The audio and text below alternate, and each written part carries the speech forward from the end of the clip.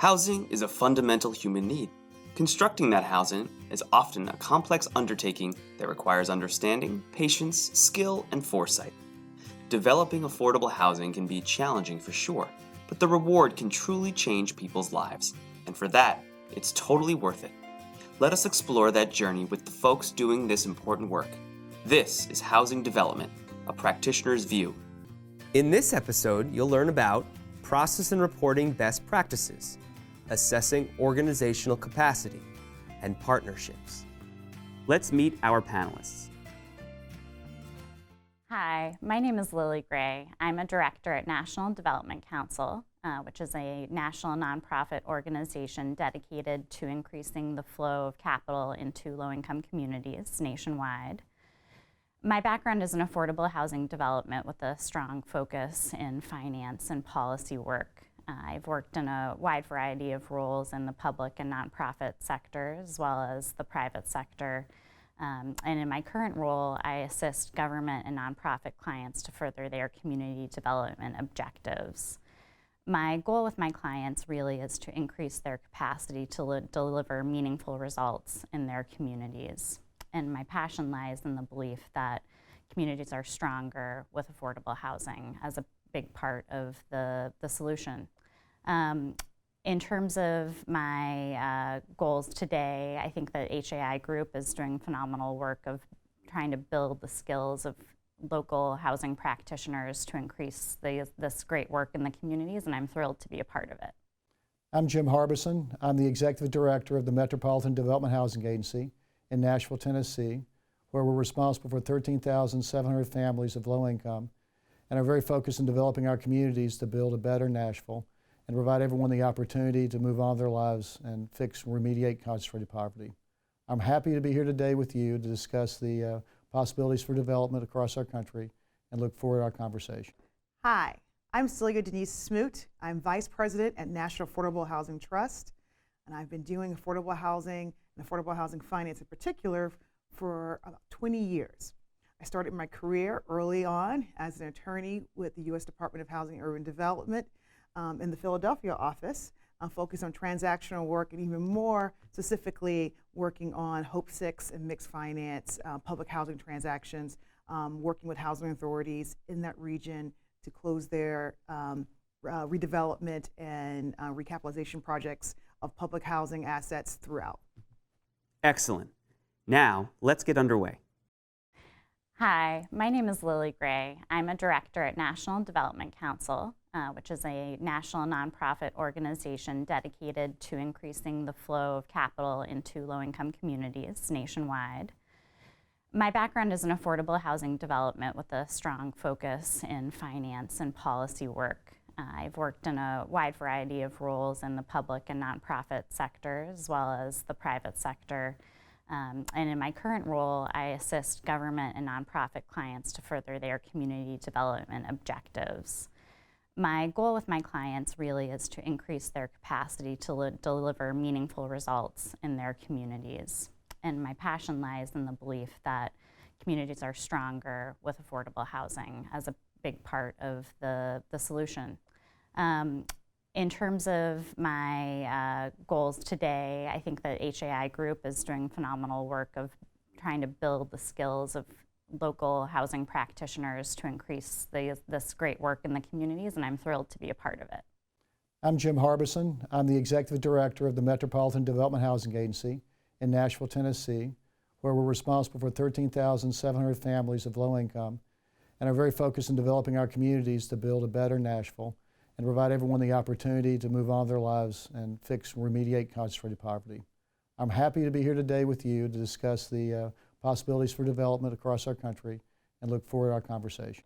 Hi, I'm Celia Denise Smoot. I'm Vice President at National Affordable Housing Trust, and I've been doing affordable housing and affordable housing finance in particular for about 20 years. I started my career early on as an attorney with the U.S. Department of Housing and Urban Development in the Philadelphia office. I'm focused on transactional work and even more specifically working on Hope 6 and mixed finance, public housing transactions, working with housing authorities in that region to close their redevelopment and recapitalization projects of public housing assets throughout. Excellent. Now, let's get underway. While every organization is going to handle development a slightly different way, I think there are some collectively agreed upon best practices that we see forming in our industry.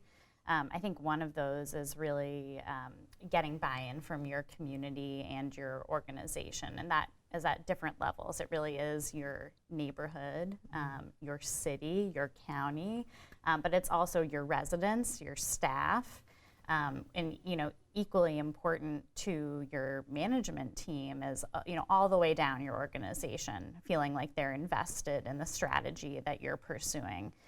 So I think that is really critical of getting a feel for how much people across your organization know what you're doing, and that's a really big education piece. And I think education just across the board, your organization internally and externally is a really critical piece. So one of the things that we did, and I've worked a lot with housing authorities across the country, is that one early piece when we were looking at kind of portfolio conversions is that we launched a series of educational programming with not only the staff, the board, and their kind of municipal partners. If everything from in the early stages when RAT was not as popular, what is this thing, and how can we utilize this as a tool to help us recapitalize and redevelop our portfolio? And we would literally do half an hour to an hour education programs, kind of working through the different authority and the different options that are available to housing authorities, not only with the staff, because educating your staff to get them on board became very important. We did this kind of education programs with the board of commissioners, and we also have done it with the city. Their housing community development departments in some of the larger cities, or just the city manager, who was also at the table for a lot of the kind of smaller communities, became very important. Well, I think couldn't agree more with everything you said. What we found that worked for us was community-based planning, which has some key components. The first is a community advisory group. So you have the stakeholders around the major site you're redeveloping, faith-based, local leaders, of course your fire department, your police, others. The education process, make sure the local principal's in. Then don't forget your resident association. We always meet with them. And then public meetings. So you keep pushing that information out, and no matter what you do, there's going to be one person somewhere that didn't get the word. So be ready for your crisis communication on why are you building this now? Because a lot of people don't want something in their backyard, no matter how much value it brings. But the other parts are the material parts. You've got the people who deliver. So we always work hard to get our contractor and architect on board at roughly the same time. We've talked about the financial dimension, and then you've got this informational dimension that goes on continually, and we organize that in what we call integrated project development, project management, which is a technique and a buzzword, but it's one that's pretty much industry standard. And that leads to a critical path of key decisions that must happen in a certain sequence on time, at that time, and that's the ones you really focus on, because if one of those slips off, the whole thing gets delayed. So within this kind of big strategy we've all been urging people to embrace, you typically wind up with that very first development that gets you that first step forward in the overall construct of what you're trying to change the community.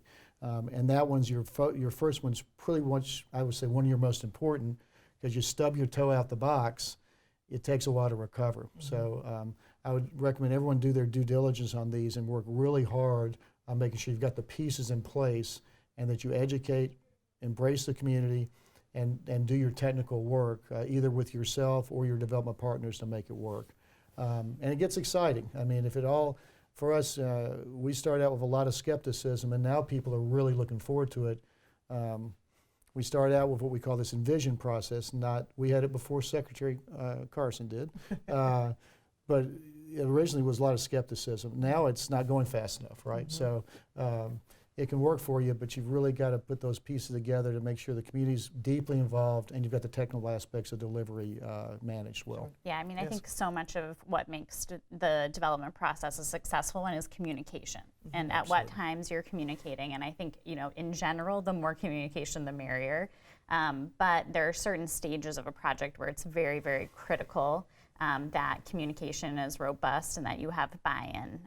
And I tend to think of them as, your design, initial conceptual feasibility, what is this project? That is something where you need your development team, your operations team, your asset team all on board talking through that structure, because those are the most critical decisions for a project are made at that stage. And then next step would be really as the design gets further developed of, are we doing a design that meets the needs of this population type that we're serving? Are we incorporating lessons learned from our existing portfolio of what is and is not working?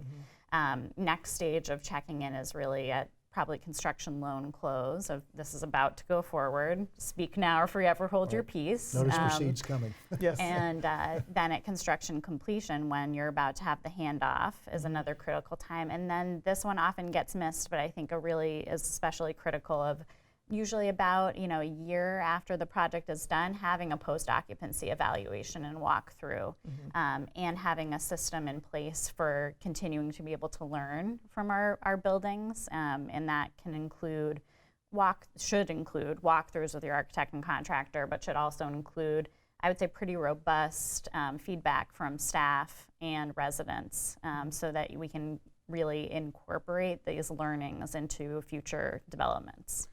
Spot on. I just add a couple things. One, don't forget a technique called commissioning, which we employ, works really well. It's a formal process allowing the property management staff and the residents to see and be engaged in how they're going to take care of the property.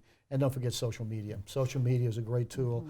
I know very little about it, but it's worth investing in it, and it works. And you can keep the information out there on a continual basis, taking pictures of the project as it goes, and each day a new picture gets posted, and then everybody sees it. So those are a couple tools I'd recommend to think about as well. One of the things we think about with housing authorities and their staffing capacity, and where are the strengths, where are their gaps, how in ways they can, ways to kind of grow their bench and their capacity, either through partnerships or do you have, like we're trying to talk about putting people on the bus, do you have the people who are on the bus in the right seat?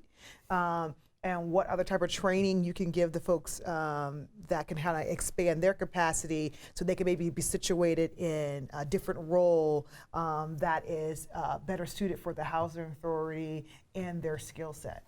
And then that also makes you think about like the housing authority's portfolio and how they're looking at their development activity, not just the next transaction, but what is their development activity over the next 5 and 10 years, and thinking about ways they're kind of look at their resources, ways to kind of look at what the external market is, and that will help you decide like, where should you be thinking about your timing of your development. When we tend to kind of get focused on making sure we have enough money to do this one deal, it kind of short-sights us into thinking about ways that we can look at kind of a holistic view of the portfolio in which we may very well need to do project that's, the fourth project first, because it will actually be able to generate maybe some revenue or some resources that's really needed for the other project that needs a lot more soft sources. And also too, in terms of trying to get that early win, like think about what is your hardest part of your portfolofio, and what are some of your kind of low-hanging fruit? Yeah, I mean, I think as a leader of a housing organization, you're faced constantly with tough prioritization. And I think your example there, sometimes the fourth project has to be first, is a good one. And I think it's just recognizing and really being attuned to what your own internal capacity is and how to grow that, and having a plan for each person in your organization of where they are now, where they want to go, and how you're going to get them there. And really having meaningful feedback throughout your organization to be able to achieve that. But recognizing that the capacity that you have today may not be enough to get you where you want to go in terms of filling those voids that are in housing in your community. And so thinking really selectively about how and when you need to partner to fill those gaps, and how and when you can do it internally with your own capacity. Well, I'd encourage my fellow executive directors, first, take the long view. It's a marathon, not a sprint.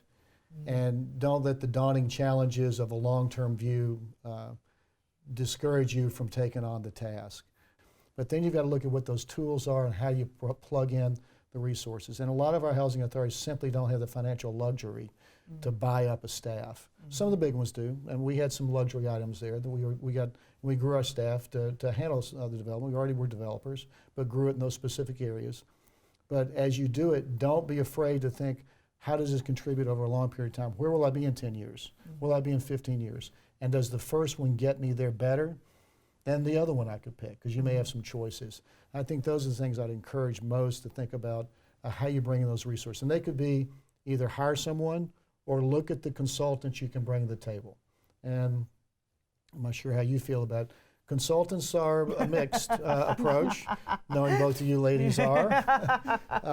And you've got to make sure you do your due diligence and get the right fit. And it's not just about the money, right? You're always going to worry about the number because I've got to pay this person, but you've got to look at their qualifications. And do the qualifications tailor to the need?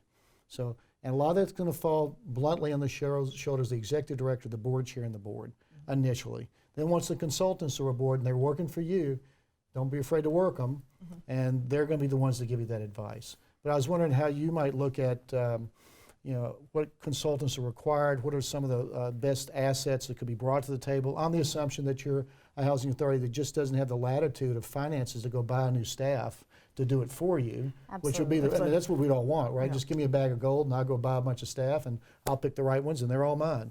But what consultants are really the ones that would fit best, you think, as you tailor projects? One, you definitely need good partners and consultants around these kind of third-party assessments. You need someone who really knows and understands public housing assets for your appraisals, for your PCNAs, and even more so for that, because a lot of the requirements and a lot of the documentation and diligence that you're going to have to submit to your federal partners, like HUD, has very specific requirements about what those documents need to look like, right? What's acceptable to them. And so you want a partner who actually understands that very well so that you have your first bite at getting those documents done and submitted, that it complies with the rules and requirements of HUD.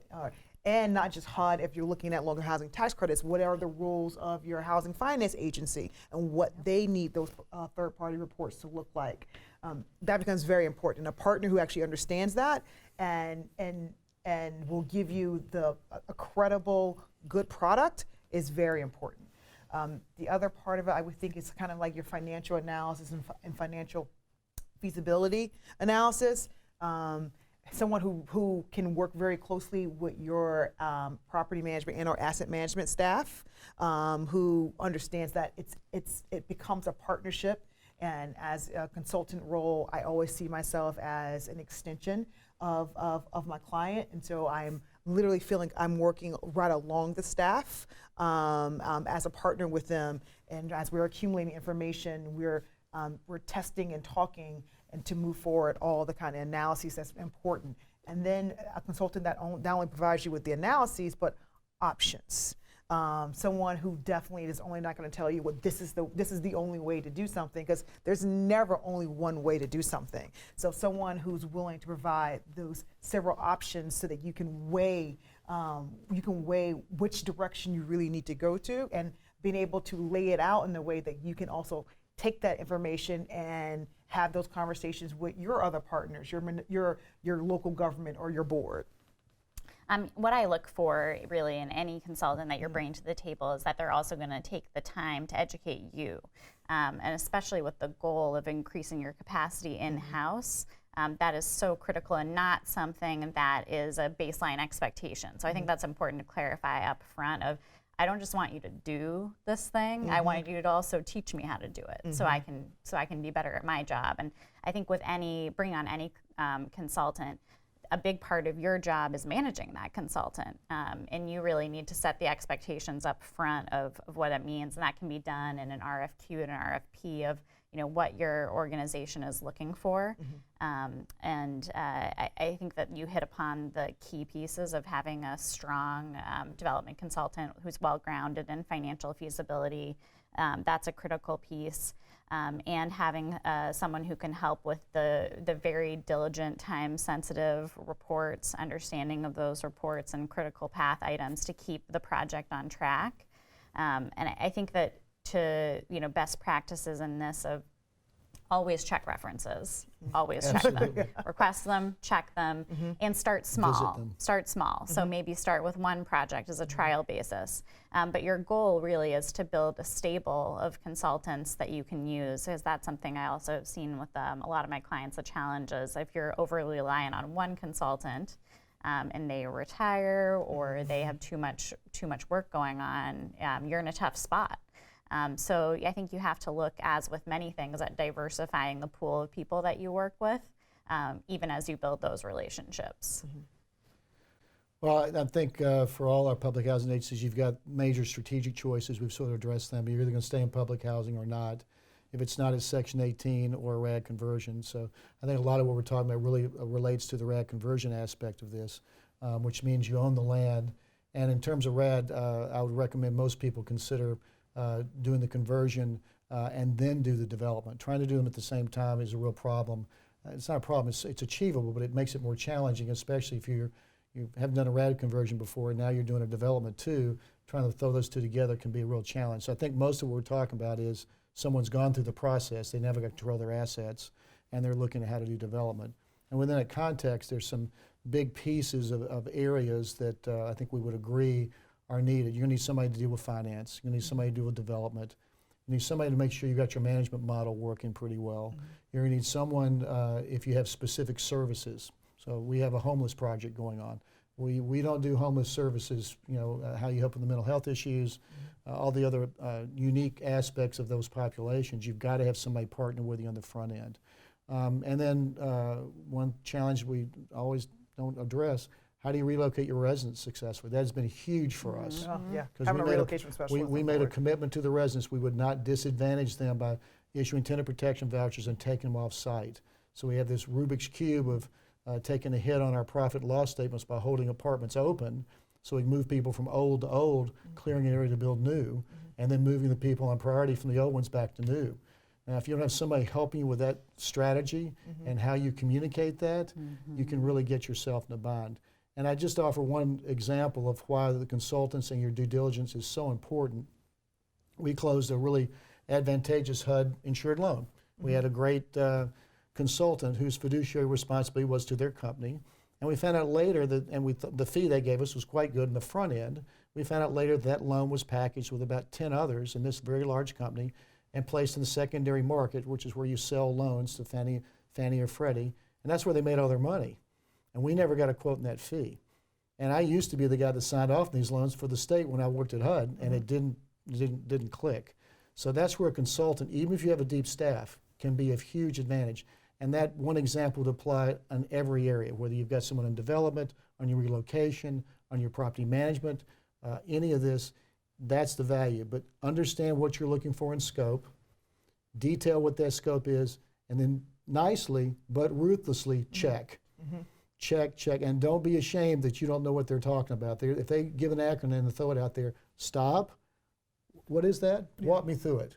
It's worth your effort, because then you get if they can't communicate to you the details of what you're asking them in clear English that a layman can understand, to your point in education and communication, you're probably heading down the wrong lane. That would be a cautionary tale for me. I don't know what your thoughts might be on that. Yeah, absolutely. I mean, I think that these are all really relevant examples for agencies that are prepared to really take the lead on development and bring in consultants for certain pieces of it. I think another approach that we also see is having a true development partner, where that organization can bring all of that with them. They already have the consultant relationships, or they have a super deep bench that they're bringing of their own in-house capacity. And I think that comes with its pros and cons too.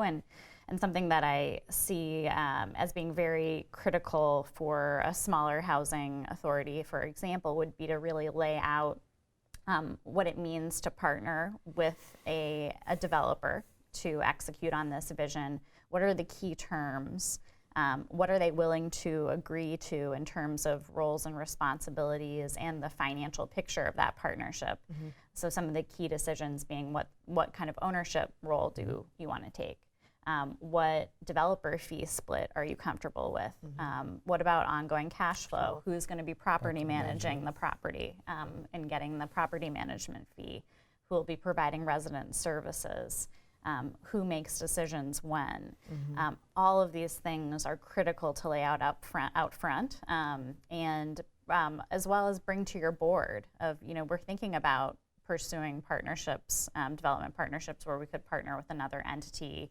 Here are the key financial decisions and role and responsibility decisions that we're going to have to make, and get input and buy-in early on in those and talk through them. Because there are probably people on your board who can provide some good input on that. And I would think that the other piece of it, especially when you're kind of thinking about your development partner, is what in the long run you want your portfolio or your assets to look like. And how do you want to use this opportunity as a way to kind of build up either your own kind of development activity and your own staffing capacity.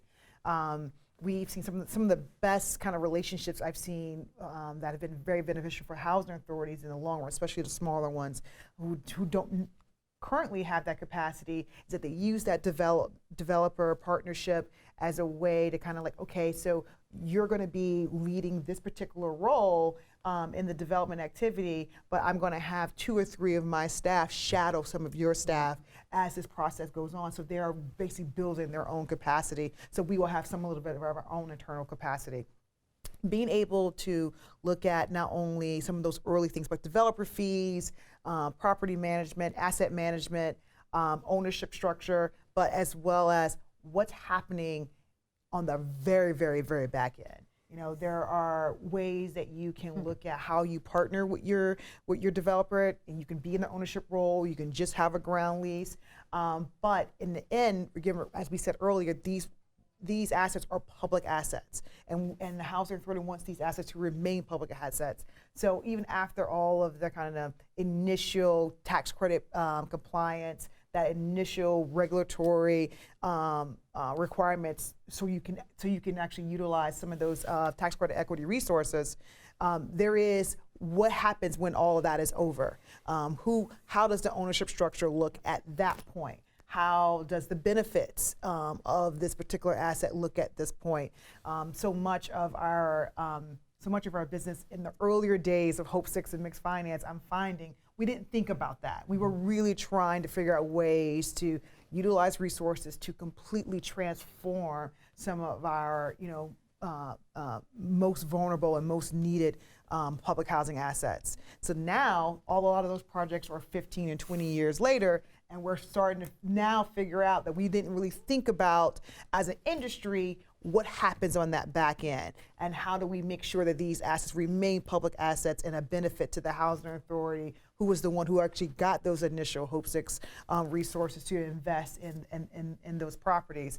So I cannot stress that enough, looking at what that process is called, that Y15 disposition process between the kind of investor partner that was brought in that brings that additional resource and that development partner that help you develop the property. How do you as a housing authority really make sure that you're thinking about and negotiating up front in the early stages of that development and closing, what things are going to look like 15 years from now? Yeah, and I think that's where it's really important to have good legal counsel. Yes. And that's one of the key early partners that you need. And again, one where doing your due diligence in the community, talking to housing organizations that you think are doing good work, seeing who they're working with. It doesn't have to even be a local lawyer. Yeah.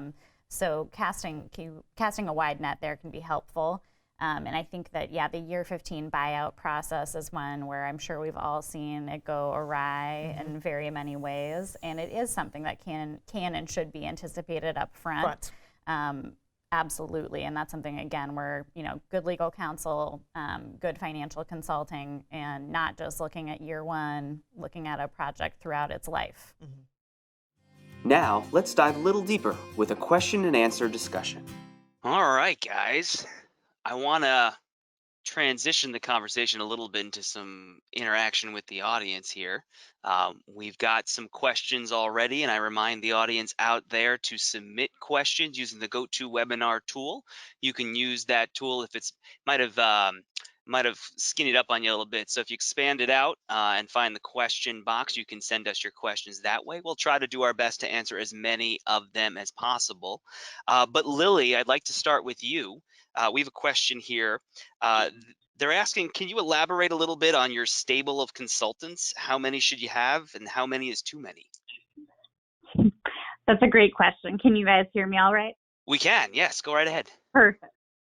Yeah, I mean, I think it depends on the type of consultant.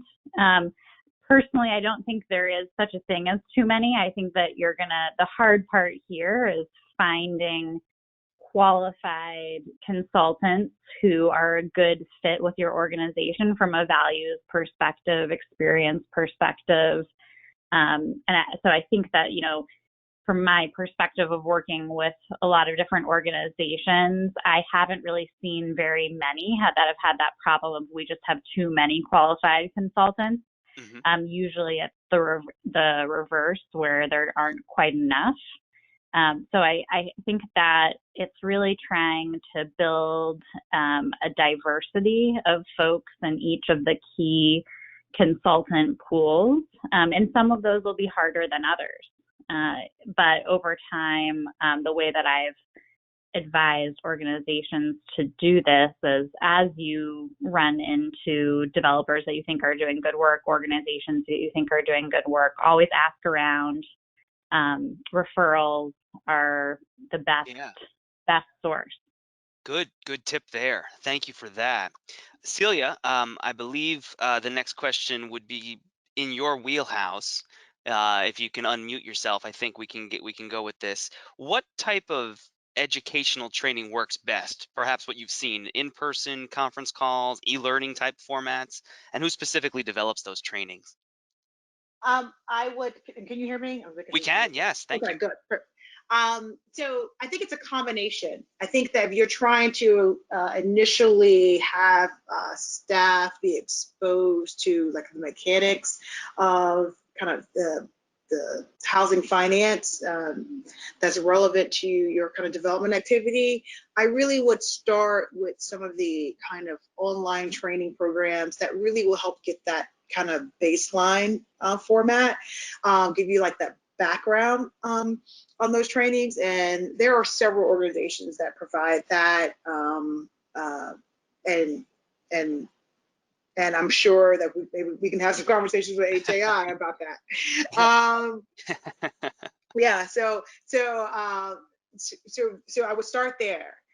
Then as you get more in depth, and then I will also say that because, part of this is just an understanding of housing finance, but then as you get into some of the kind of tax credit world, and specifically how the rules apply within where your projects are cited. So each state will have a certain baseline rules that kind of match up to like the federal regulatory programs, but each state will have like in their operationalize of the tax credit program. Each state has its own rules and requirements and limits, and so it would be great to have your staff exposed to local trainings that really focus on giving you that detail about what's the run of the land and the rules as it pertains to your state.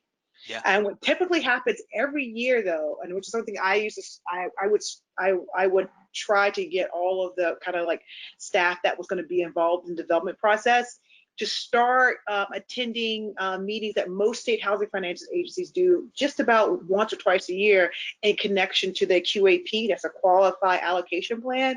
And they would talk a lot about what you're going to see in the QAP, what are going to be the requirements, what you're going to just submit as you're trying to apply for kind of competitive credits. Even if you're not planning to apply for competitive credits, I think that process of listening to, here's what we're thinking about what the rules are going to be for us, meaning that housing finance agency, and even being in the room with other people who are basically, that's what they do every day is, work in that space. I think it's very beneficial.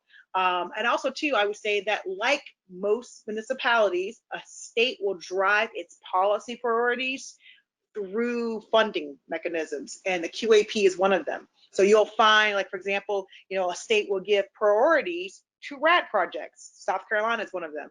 You know, and maybe that priority is really within their soft funding, their soft financing, but it is good to understand where, you know, the priorities are, where you can also be able to access, you know, resources, and specifically even better if the priorities that are being funded line up to the type of project that you all have. All really great points. I could not agree more. A well-educated staff, staff that's up to speed on things with some suggestions that you gave, Celia, is a staff that makes good decisions as a team, and I think that's important. I'd also be remiss to not point out what you mentioned. HEI Group has some excellent online training, so feel free to check that out, as well as there's other partners in the industry that do a really nice job with all sorts of training too.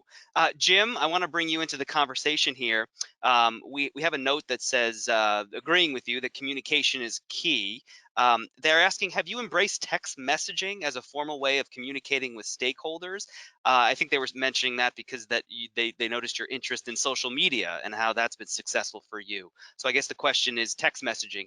Are you using that in any form or fashion? We do use text messaging, but it's more focused and direct. I'll respond generally to text coming in on specific inquiries. We've been pretty active in developing our communication staff. So my communication director and her deputy, the number two, they do it a lot more than I do, frankly. And they've probably got on any day 30 or 40 texts back and forth, generally with local media. Wow. But we work, we do the Twitter. I actually have somebody that I have a full-time social media on staff, FTE, that does nothing but Facebook, Instagram, Twitter. That's why I said I'm not really good in that space. I know enough to be dangerous, but we have a really bright young person that does all that. I was actually going to ask if you dedicated a resource to it. Sounds like you have. So that's great. And for us, it was inevitable. We were just getting snowed with Yeah. so many inquiries. We just had to. So. Yeah, and you mentioned earlier that it's been successful for you. So I'm assuming there's other organizations that if they haven't, they can have success too if they focus a little attention on that. Excellent. It's worked for us, yeah. Very good. Thank you for sharing that insight. Celia, I want to come back to you. Somebody's asking, knowing what you know today, what would you have advised yourself back at the beginning of the Hope 6 Mixed Finance Programs days? Well, first, I probably would have definitely been more circumspect about how the development agreements were drafted. Yeah, so you know, with Hope 6, there was always this development agreement because a lot of times the Housing Authority was partnering with some other type of developer, and we all know there's like 5 or 6 that were very popular across the country, just running around. And not to say that it wasn't, you know, always a bad thing. It's just that because of the unsophistication to a lot of us on the public housing side, I don't think that we were cognizant of what that meant in terms of the long run for the, you know, preservation of that asset as a public asset. And I'm finding a lot of agreements that give the development partner a lot of authority about what happens to the project. And in some cases, the housing authority is not even in the ownership structure. The housing authority just basically has a ground lease and a ROFR, which is a right of first refusal. But the process of negotiating that ROFR, as you know, it's a statutory right for a housing authority. It's completely built into the local housing tax credit statute, but it basically says, you know, you can get the property back debt plus exit taxes. Well, you know, you know, there's a fight about agreeing about what the debt actually is. Yes, we know the Hope 6 program provided a grant to the housing authority that was then loaned into the tax credit partnership as part, you know, for tax credit eligible basis. However, it is a real debt, and it should be recognized as a real debt in that analysis. The second part of it is exit taxes. And because of the way these projects were structured, because you had this basically sometimes a very large debt that was accruing and with no debt service paid to it, it can elevate losses. And sometimes that created a very large negative capital count for the investor. Thus, it meant a lot of exit taxes that then becomes the housing authorities liability, because if they want to return that project back to their ownership, they have to pay, those exit taxes. And then a lot of times if they weren't even involved, I mean, like they weren't getting the K1s, they weren't getting the tax returns, they probably weren't getting the audits the way they're supposed to. So even they were out of the governance position to even be able to check what was happening with the project. All they know at the end of the 15 years, they get a bill if they want the project back. That we in hindsight, we all should have done better about that issue. Interesting to look back on that. Thank you for sharing that. Does anybody else want to chime in on that? Maybe something you would advise yourself 30 years ago, 20 years ago, something like that related to this?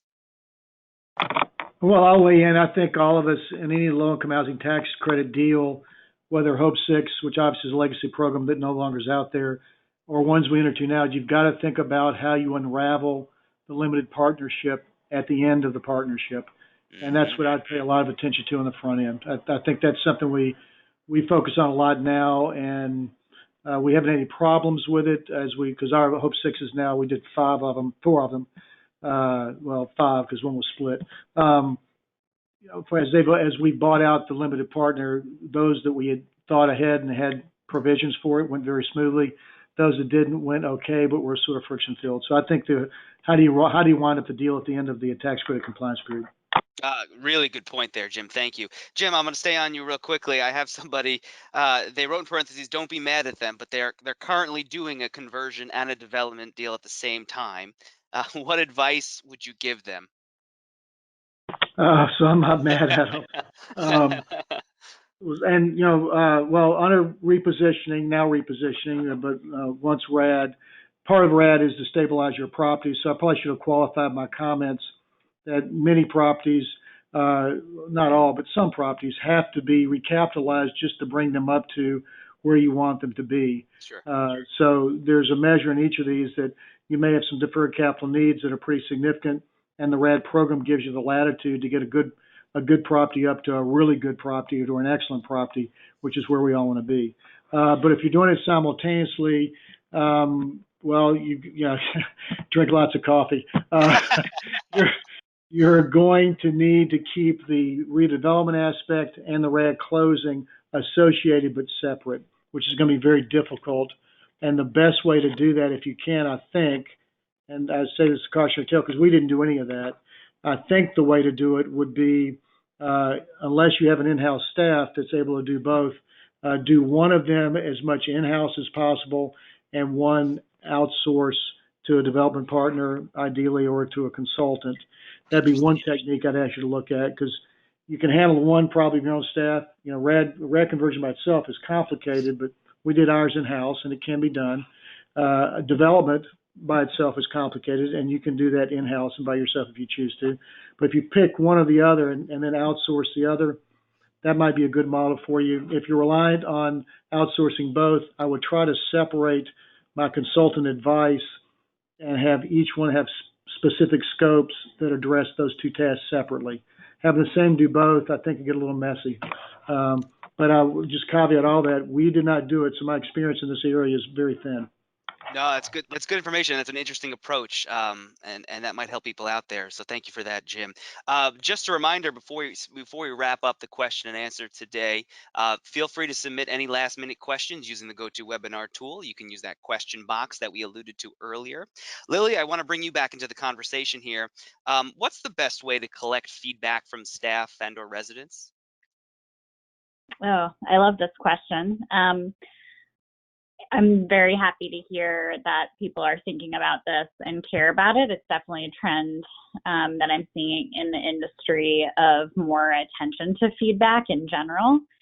I think it depends on the type of feedback that you're looking for. In general, what I've seen most effective with organizations is to use multiple modes for soliciting feedback.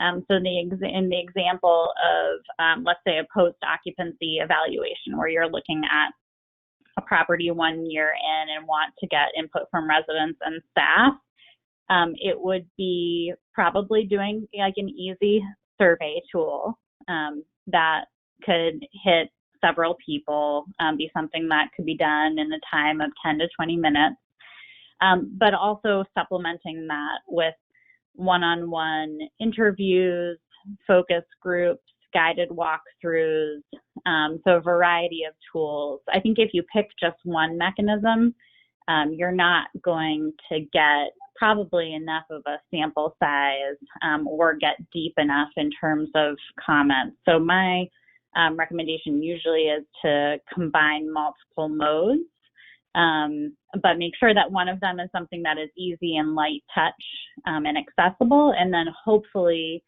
start there and be able to go deeper with things like focus groups and walkthroughs. Yeah, really good advice there, and I hope that people will take you up on that, because I think you're right. Feedback is critical to assess, how things are going and ways to improve. With that, I want to thank the audience for joining us today, and I want to thank our panelists for sharing their insights. As always, we hope you were able to take some things away from the conversation today. Please be on the lookout for future live episodes. Actually, we have one more live episode as part of season 1, and that will be on March 11th, so mark your calendars. That will conclude season 1 of our web series here, and we are very excited to be bringing season 2 beginning in the summer-fall time period. And lastly, please check out HAI Group's online trading platform, where you can catch up on previous episodes and, of course, the exclusive bonus footage where the conversation continues. We thank you again for joining us, and have a wonderful rest of the day. You may all disconnect now. Housing is a fundamental need indeed, and we thank our guests for sharing their insights on how they are actively working to construct more of it. Please check out other episodes of this series as we continue to explore the journey.